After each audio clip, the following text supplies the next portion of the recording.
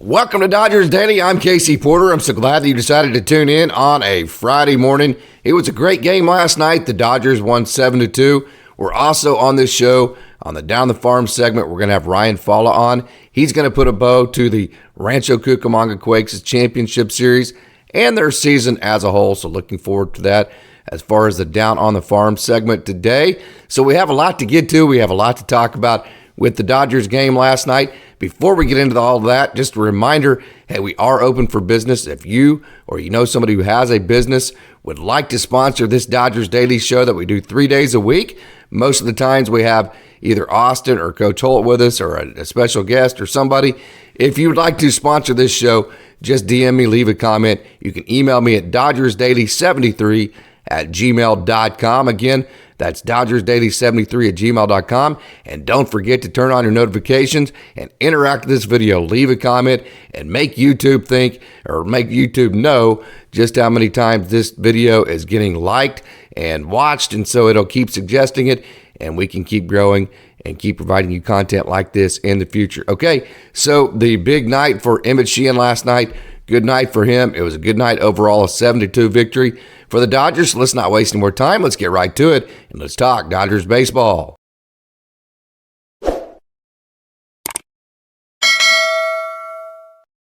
So the Dodgers win last night against the Giants, and hey, how about Sheehan? Now, the command wasn't exactly the way he wanted, especially with the slider, but anytime you go 4 innings, you give up no hits and just 1 run. You have 9 strikeouts.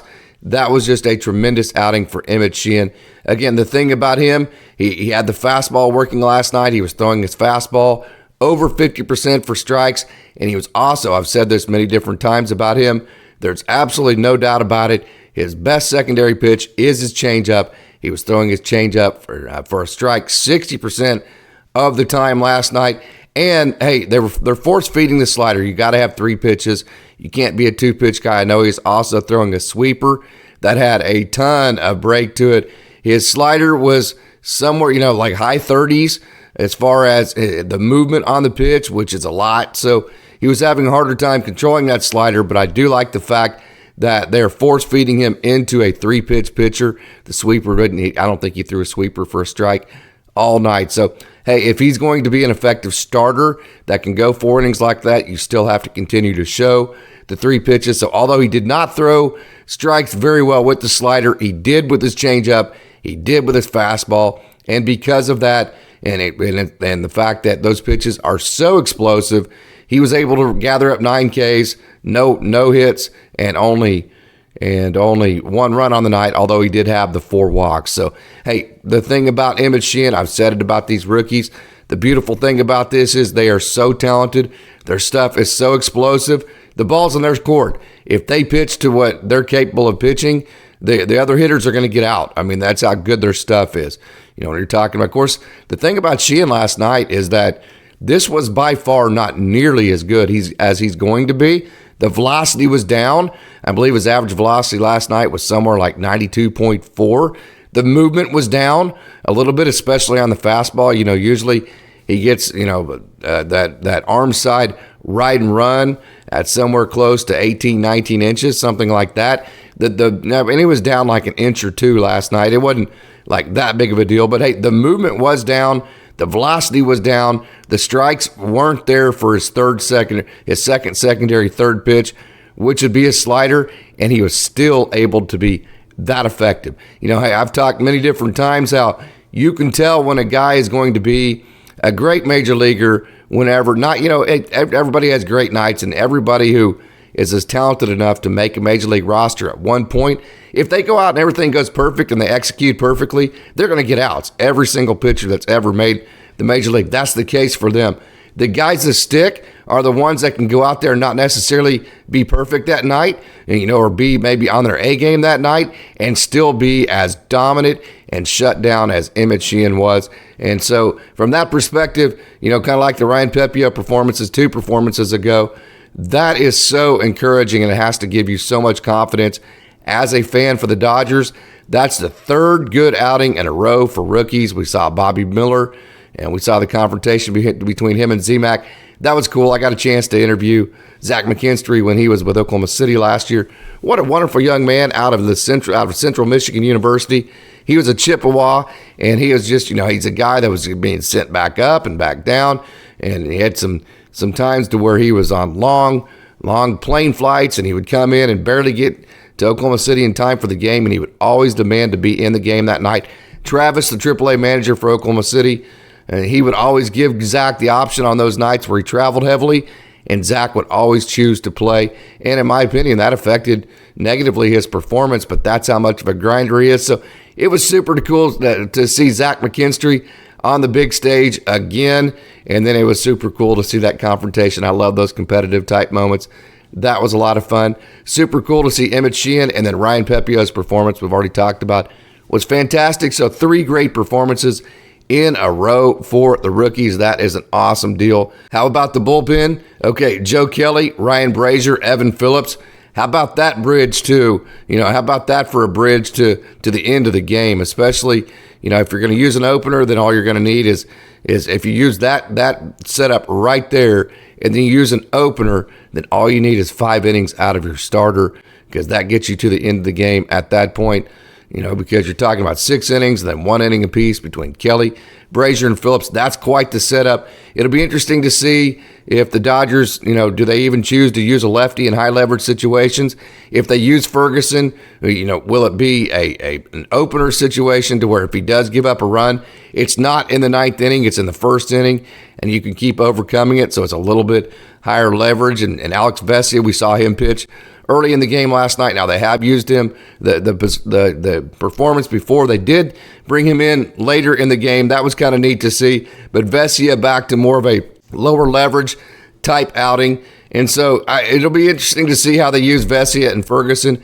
I would think at this point it's probably going to be more of an opener or the first bullpen arm to come in, which is a little bit lower leverage, for the simple fact that if you do give up a run or 2, there's still time in the game to make it up. If you give up that run in the 8th or 9th inning, a lot of times there's not enough time. So that's why it's lower leverage versus higher leverage. And I do think Ryan Yarbrough is going to be used in every which way. So I don't think you have to have necessarily a left-hander ready for high leverage, especially if you think you have guys that are ambidextrous enough and just simply good enough pitchers at this point where you don't necessarily have to worry about being perfect with your matchup. So that'll be an interesting scenario to follow. As far as, do the Dodgers, are they trending towards wanting to use a left-hander in high leverage moments in the playoffs? Okay, the offense scored in 5 different innings. JD Martinez, on our last show, I talked about how unbelievably well he has been absolutely hitting the baseball. He was 5 for his last 6 coming into last night, and he had some home runs with that. He just continues to tear the cover off the ball, as he had a couple base hits again last night. And 7 different players got a hit. He scored in 5 different innings, and the Dodgers were 2 for 6 with runners in scoring position. So, hey, you get on the mound, you put up zeros, you hit a couple of home runs, you have timely hits, and you play great defense, of which the Dodgers did last night. 0 errors. So if you play great defense and, hey, let's say that like Pepiot did the other night, you don't walk anybody, and then your starter gives you, all you need is 5 innings if the Dodgers use the opener role, and then you have the 3-guy bridge like you had last night. That starter goes 2, maybe 2.5 times through the lineup, especially if you've used that opener. You can go 2.5 times to the lineup, because that halftime, that last halftime, will be against the bottom of the order. That's the advantage that you get with an opener, is that your starter at that point, whoever it may be, instead of that 3rd time through the lineup recalibrating back to the top of the other team's lineup, it's recalibrating towards the bottom or middle to bottom of the other team's lineup, and that allows them to extend into that 5th, maybe 6th inning, and it kind of steals 3 outs, if you will. So that's the advantage to the opener. I mentioned when I went on Dodgers Nation with D-Mac, the disadvantage to it is that you're taking these guys and you're not giving them their normal pregame routine, although they will go through all the same gyrations. They'll go through the same long toss. They'll go through the same band work. They'll go through the same heavy ball work. They'll go through the same, the only thing I don't know that's different for them is when they will actually do the bullpen. Is there time between, when they do all their pregame routine and when they do the bullpen to go out to pitch? That would be the only change. I prefer, I see the advantage in both ways, and it has worked, and these guys, they know how to handle it. The obvious advantages, again, to using the opener is that it bridges you straight to your highest leverage guys. It bridges you straight to a Ryan Brazier. You only need to cover 3 innings, sometimes 2 innings. So it gives you a cleaner bridge, and then also it gives you that third time through, the half time through that lineup. It gives you that matchups towards the bottom of the lineup instead of the top. So, hey, I think the Dodgers are going to use that opener, that opener situation, that opener setup. So, hey, guys are getting used to it. Pepiot's gotten used to it. We've seen guys do it all year long. So those are the advantages and disadvantages of doing it or not doing it. I don't think it's going to matter because I think the Dodgers are going to do it. So we'll see. And hey, these guys, they've done it for a lot, so they can handle it. Okay, so like we said, the recipe, you get a good start, you get timely hitting, you play great defense, and then you also thump a little bit as well. That is a great recipe. As the Dodgers continue to build towards the playoffs, they continue to try to, get all the rotations together, to get the trust tree together as far as, hey, who do we trust in what moment? Does this guy need to be a matchup guy? Does this guy, is he just our best so we throw him out there? All those types of questions the Dodgers are continuing to try to answer as they roll away the playoffs. And you got to be encouraged that the Dodgers are playing great baseball. They're not just coasting into this finish line, man. They're keeping the pedal to the metal, and they don't want this momentum. One thing that I've mentioned a couple of times, the one thing is this team has been the most of this year is gritty. So you don't want to get into a pattern where you're not playing with a sense of urgency, because I don't think this team can flip that switch. They are not doing that. That's an encouraging sign. They have continued to play gritty. We saw the other night with Max Muncy, the walk-off, that game right there just goes to show you how the Dodgers are just continuing to find ways to win games. Okay, so moving forward, I think the only thing I want to see is just the Dodgers continue with that sense of urgency. That would be my only request. That was a question that I had in my mailbox and wanted to answer that for today's show. The only thing I want to see continue moving forward, the rookies continue to pitch. I want to see Lance Lynn get back to the top of his game, and then I want to see the Dodgers just continue to play with a sense of urgency. So I think if that happens, then everything is good to go. So, hey, Monday will be our mailbag. Austin Brubaker will join. Please leave a question. You can DM me. You can direct message me on one of my social medias. You can find Dodgers Daily on Twitter, YouTube, Instagram, or TikTok. You can email me at dodgersdaily73@gmail.com, or you can just leave your question with a comment down below this video. But, hey, leave us the questions for us to answer on Monday, and we can't wait to get to that Monday mailbag. Okay, so that's our show for the Dodgers today. Have a special guest again. Ryan Falla is going to join on the other side, and he's going to put a bow on the Rancho Cucamonga season for 2023.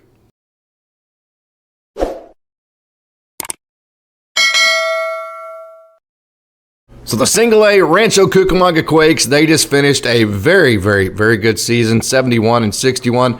Super excited to bring back in Ryan Falla to kind of wrap up the season, talk about the championship series with the Modesto Nuts, the big series, the first round of the playoffs where they beat the Inland Empire 66ers, which is cool because that's the Angels Single A affiliates. And so, hey, Ryan, welcome back in. Thank you so much for coming in last week. I've had a million different great comments about how much people enjoyed your commentary on the Quakes and everything else Dodgers related. So first of all, thanks for coming back in. Thank you. I'm glad to be here. This past playoff run with the Quakes was super exciting. It was one of the most exciting times I've had as a baseball writer, and I'm super grateful to have been with the guys throughout all of that. Yep, so 71-61 on the season. Before we get into the specifics of the Modesto series, just kind of wrap up and put a recap and a bow on this successful Quakes 2020-23. This was just another case of the Dodgers showcasing how much talent they have through the minors, how good they are at drafting, how good they are with their international scouting. There were so many great kids that came through the team this year through both avenues, through the draft and through the international market. You had kids like, the obvious ones like Josuedepaula, who came up and established himself as a top prospect. And you had some guys who were a little more under the radar. Reynaldo Yeen, reliever, great kid. He came up 18, 19, I believe, and he's still figuring out his development, but he has the superstar appeal. And, we talked about the draft class last time. Kids like Jakegelof, joevetrano, Jordanthompson, just a ton of guys who they came in and they made impacts immediately. They made impacts in the playoffs immediately. There are a lot of kids in this team, when they make it to the big leagues, they're already going to have that winning mentality instilled in them. They're going to have that playoff, that championship experience ready to go. So there's just a lot that the Dodgers will be able to plug in at the major league level in a couple of years. It's exciting to see. No doubt. So let's start with the Inland Series in the playoffs. It's super exciting. The Quakes lost the first game of that series, came back charging, won the last two, and then the Modesto Series in the championship. Take us through those. The Inland Empire 66ers series was exciting. That first game was tough. The Quakes made an error early in the game. They went down 1-0, and the vibes in the dugout kind of it was a bit deflated. And it was an early game. It was a small deficit, but it felt like it was more in the dugout. So we lost that game. We come back game 2, and it was definitely a different vibe. You had Chris Campos starting. He dogged it out during his start, 4 innings, no runs. All the pitchers came in. They did their job. It got a little sticky near the last half of the game, but the relievers all came through. You had Jerry McDaniels coming in, bases loaded, no out. Immediate double play, followed by a strikeout. All these guys are really dogging it out. Madison Jeffrey, he came in, got the first 2 outs of the 9. And then you had Ramirez come in and finish it off. So that was just an exciting game to watch. And then game 3, it speaks for itself with the 4 home run inning. But the most important thing about that was that the 66ers were down 4-0 early on, but they didn't get themselves down. They kept themselves picked up in the dugout. The vibes were great. All the dudes were loose. And it showed in the way they were able to put up runs in that second inning and through the rest of the game just hold it down. That was probably one of the more exciting playoff series I've ever seen, and I'm sure the bias speaks for itself. I was there in the dugout with the team, but it was really invigorating baseball. Awesome. And then the Modesto Series, just what were kind of some of your takeaways from that? The Modesto Nuts are just on a whole other level. Those guys are a dream team, kind of prospect class. In the playoff series, all those guys come in. They're hitting over 300, slugging over 600. The numbers were ridiculous. It wasn't even fair, to be really honest with you. And the fact that the Quakes were able to compete the way they were, it spoke a lot to their character as baseball players and professionals, that they were able to go out there facing some tough deficits, and they just kept grinding out at-bats after at-bats. Game 2, it was definitely more of a winnable game. It was the 5th or 6th inning, I believe, where the Quakes were leading 8-7. Then, bullpen came in. There were some tough calls made by the umpire. Tough calls throughout the whole game. There were definitely strikes that were being stolen. Are you being nice? Yeah, a little bit, yeah. People were not being very friendly in the dugout with all these calls that were being made. And, you could say what you want about umpires, but at the end of the day, it comes down to execution. And that was just execution that fell short. And it's nothing on the talent level or the character of the guys. It's just sometimes playoff games swing that way, especially when you're in the championship. It's just, you got to be on the details, and if you're not, stuff's going to get away from you. And regardless of the loss, these guys are great baseball players. They have great character, and just as professionals, you couldn't ask for anything better out of them. It's really great to see. All right, man. So the bow has been put on the 2023 season. So before we get out of here, give us your final thoughts, anything that you want to say on your way out. 2024 is going to be a great year. There are a lot of these kids that they're going to come back to low A. We've got Kendallgeorge probably back, probably see Josuedepaula. Depending on how they're feeling about the draft class, you might see a couple of them start off the low A just to get their feet wet again before they get called up. And if you guys or anyone's local to Rancho Cucamonga, you have to come check out the Quakes. I know it's just a minor league team, but they play exciting baseball, and what they're doing is just as valid as what major leaguers are doing. And people should pay more attention to that, especially Dodger fans, because there's a lot to love what's going on down here. Awesome deal, Ryan. Hey, I super appreciate your time. I know you're very, very busy.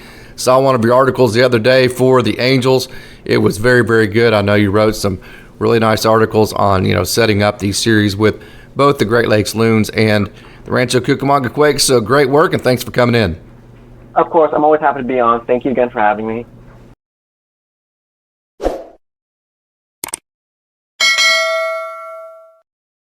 So there you have it. There's our show for you today. I want to thank Ryan Falla for joining.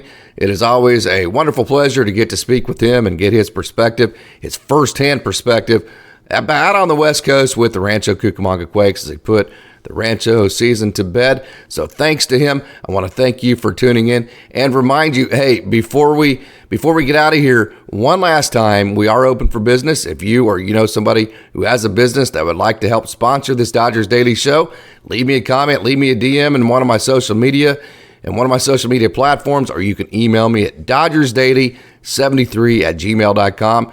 Again, that's dodgersdaily73@gmail.com. And also, don't forget to interact with this video. Share it. Tell all your friends about Dodgers Daily. Like it. Leave a comment. Do all of that. So YouTube will keep recommending these videos. We can keep growing here at Dodgers Daily, and we can keep doing what we love to do, which is providing content like this in the future. So as always, I'd like to thank you for tuning in and say, go Dodgers.